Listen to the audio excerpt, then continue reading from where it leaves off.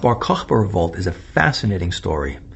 Unlike the Second Temple period, where the Jews were not unified and certain cities fought the Romans, other cities surrendered to the Romans, we had civil war and infighting, we see that Simon Bar Koziva, the man who organized this revolt, who led it, who was later renamed Bar Kochba, son of a star, as an allusion to his messianic potential, he was able to actually unify the Jewish people.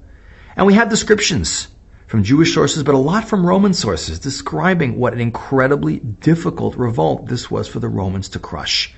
It seems that Bar Kochba was able to more or less rally the Jewish people around him, create a giant army. Now again, these were not professional soldiers like the Romans, 100,000 men. So great was the threat that the Romans were afraid to meet Bar Kochba in open warfare.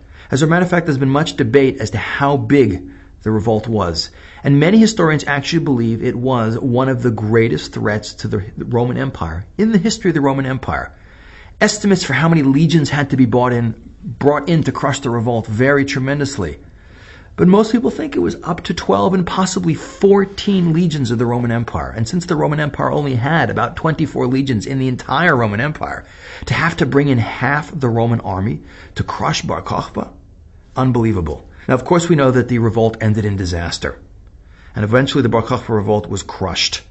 And the Romans considered it such a great military victory that we now know from records that a huge number of medals and honors were given to Roman generals and fighters. So significant was this revolt.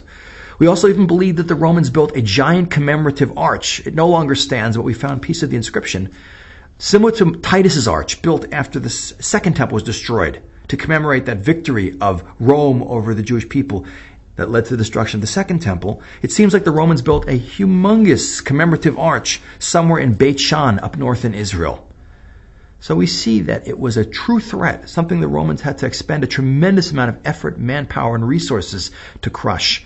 But one of the big lessons of the Bar Kochba uprising is, even though it ended in disaster, the fact that the Jewish people were unified and were able to unite around one leader and go after an enemy who was the most powerful enemy in the world, and it took so much effort for that enemy to crush the Jewish people, it truly is a great lesson about how the Jewish people, if unified, are virtually an unstoppable force in human history.